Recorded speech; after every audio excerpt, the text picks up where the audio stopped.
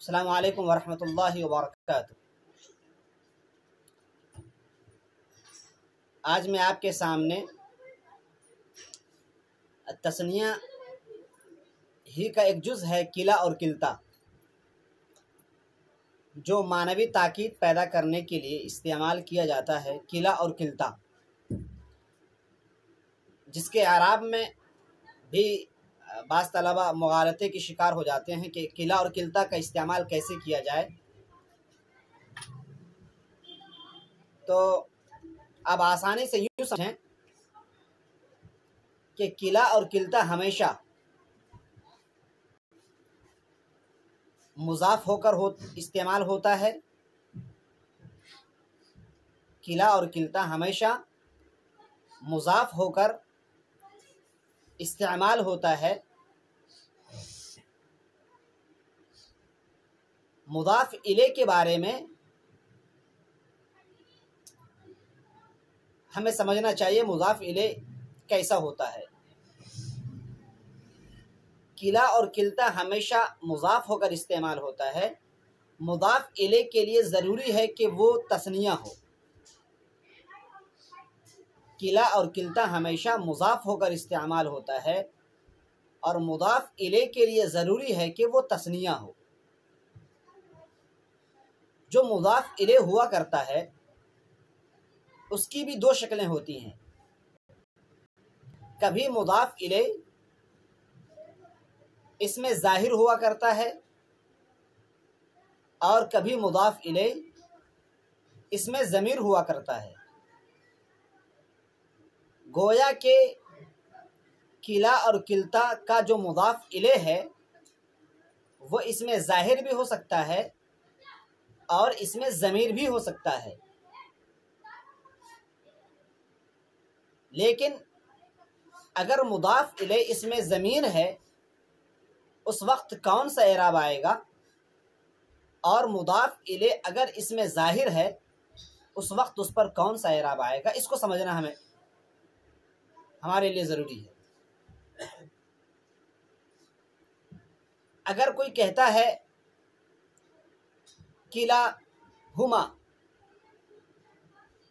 کلاہما، آپ دیکھ رہے ہیں کہ یہاں پر کلاہما، کلا کی اضافت ہما کی طرف ہو رہی ہے، ہما، اور ہما یہ تثنیہ ہے۔ ہمیں سمجھنا چاہیے کہ جب کلا کی اضافت تثنیہ اور جو تثنیہ اس میں ضمیر ہو اگر ہو رہی ہو تو ایسے موقع پر کلا کا اعراب تثنیہ کے اعراب کی طرح بدلتا رہے گا۔ آپ بولیں گے جاء الرجلان کلاہما، جاء الرجلان کلاہما، رأیت الرجلین، کلیہما بولیں گے، کلیہما، کیونکہ کلا کی اضافت ضمیر کی طرف ہو رہی ہے، اور جب کلا کی اضافت ضمیر کی طرف ہوگی تو اس وقت اس کا وہی اعراب آئے گا جو اعراب تثنیہ کا اعراب ہوا کرتا ہے۔ تو کلاہما، کلیہما، کلیہما حالت رفعی میں، کلاہما حالت نصبی میں، کلیہما حالت جری میں، کلیہما یہ اعراب کلا کا ہے جبکہ اضافت ضمیر کی طرف ہو۔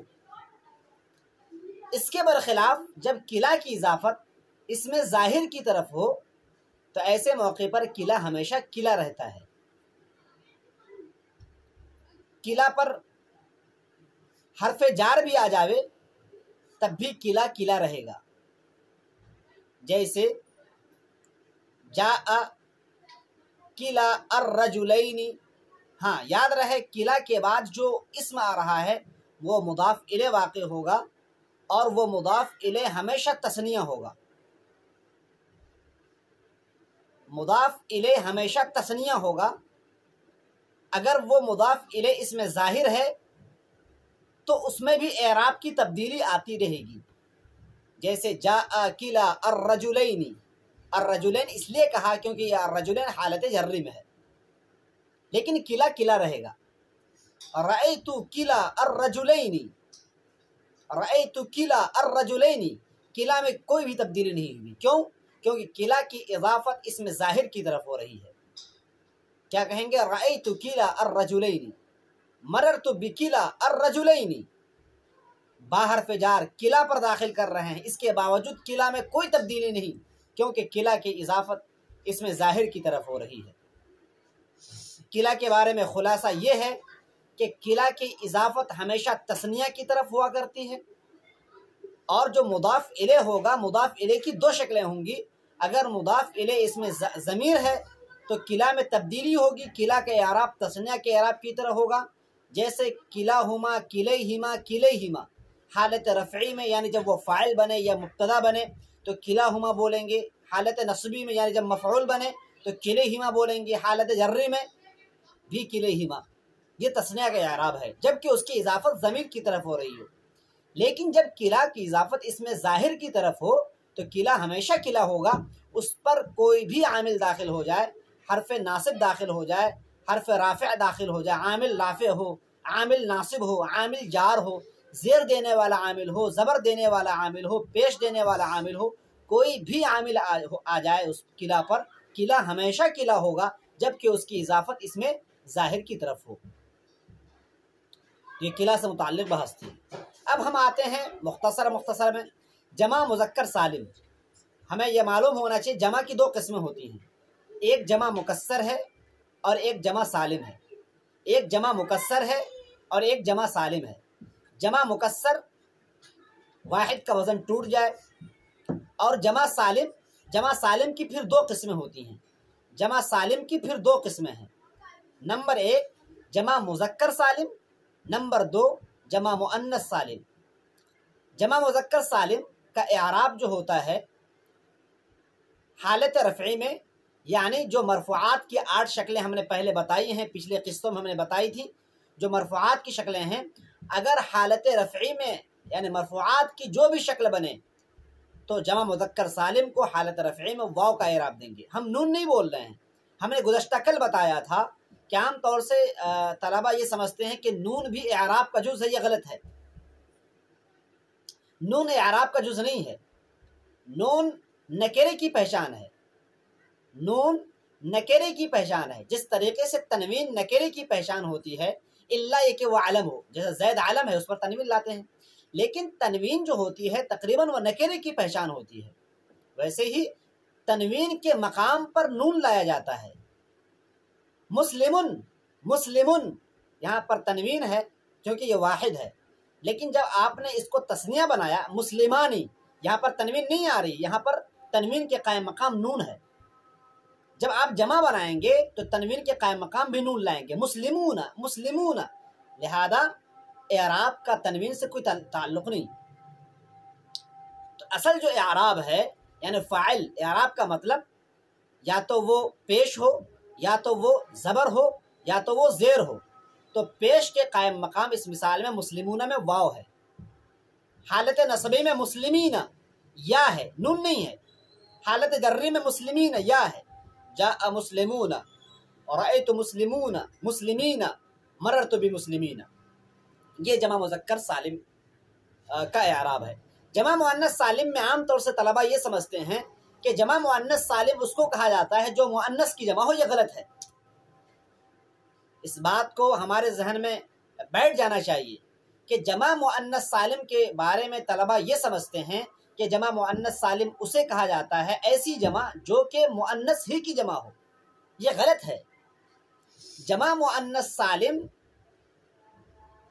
کو آپ یوں سمجھو کہ الف اور تا کا جو اعراب دیا جاتا ہے، الف اور تا کے ذریعے جو اعراب لاتے ہو، یا الف اور تا جس بھی اسم کے آخر میں ہو، خواہ وہ مذکر ہو خواہ وہ مؤنث ہو، اگر الف تا اور زائد ہونا چاہیے، یاد رہے الف اور تا زائد ہونا چاہیے، اس چیز کو ذہن میں رکھیں، الف اور تا دونوں زائد ہو، الف اور تا دونوں زائد ہو، الف اور تا جس بھی اسم کے آخر میں ہو، لیکن وہ اسم جمع ہونا چاہیے۔ اگر وہ اسم مذکر ہو الف تا زائد ہے، اگر وہ اسم مؤنث ہو الف تا اگر زائد ہو، تو دونوں کا اعراب حالت رفعی میں پیش کے ساتھ، حالت نصبی و جری میں زیر کے ساتھ۔ مثلا میں آپ کو مثال دوں، استبل، یا استبل جو ہے یہ مذکر ہے، جب آپ اس کی جمع بناتے ہیں تو الف تا کے ساتھ لاتے ہیں، اب دیکھ رہے ہیں اس مثال میں استبل، استبل، استبل نے استبل، استبل میں دیکھ رہے ہیں آپ الف تا آپ بڑھائیں گے، مذکر کی جمع ہے یہ، استبل کی جمع استبلات، الف تا لا رہے ہیں آپ، تو اس کا مطلب یہ نہیں ہے کہ اس کو جمع مؤنث سالم کا اعراب نہیں آئے گا، نہیں، الف تا زائد ہو تو سمجھو کہ حالت رفع میں پیش دیں گے، حالت نصب و جری میں زیر دے دیں گے۔ یاد رہے الف تا دونوں زائد ہونا چاہیے۔ اگر کوئی آپ سے کہتا ہے اموات، اموات، الف اور تا آخر میں ہے، کیا آپ اس کو جمع مؤنث سالم کا اعراب دیں گے؟ جواب ملے گا نہیں دیں گے۔ کیوں؟ کیونکہ اموات میں الف زائد ہے لیکن تا اصلی ہے، لہذا اس پر جمع مؤنث سالم کا اعراب نہیں آئے گا۔ یا ایھا الذین آمنوا لا تقولوا یا ایھا الذین آمنوا استعینوا بالصبر والصلاۃ ان اللہ مع الصابرین ولا تقولوا لمن يقتل فی سبیل اللہ اموات۔ یہ اموات جو ہے یہ جمع مؤنث سالم کا اعراب اس پر نہیں آئے گا، کیونکہ جمع مؤنث سالم کا جو اعراب ہے یہ اس پر آئے گا جس میں کہ ایسی جمع پر آئے گا جس میں کہ الف اور تا زائد ہو، خواہ وہ الف تا مذکر کے ساتھ آئے یا الف تا وہ مؤنث کے ساتھ آئے، اس سے کوئی فرق نہیں ہے۔ صوتن کی جمع اصوات، اب کوئی یہ سمجھے کہ صوت کی جمع اصوات الف تا ہے اس میں، لہذا اس پر بھی حالت رفع میں پیش دے دو، حالت نصب و جر میں زیر دے دو، یہ غلط ہے، کیونکہ اس میں الف تو اصلی ہے، غلط، الف زائد ہے لیکن تا کیا ہے؟ اصلی ہے، الف زائد ہے تا اصلی ہے، اور یہ اعراب آنے کے لیے یعنی حالت رفعی میں پیش اور حالت نصب و جری میں زیر، یہ اعراب آنے کے لیے ضروری ہے کہ الف اور تا دونوں زائد ہونا چاہیے۔ جیسے مسلمتن، مسلمتن کی جمع مسلمات، اس میں الف بھی زائد ہے اور تا بھی زائد ہے۔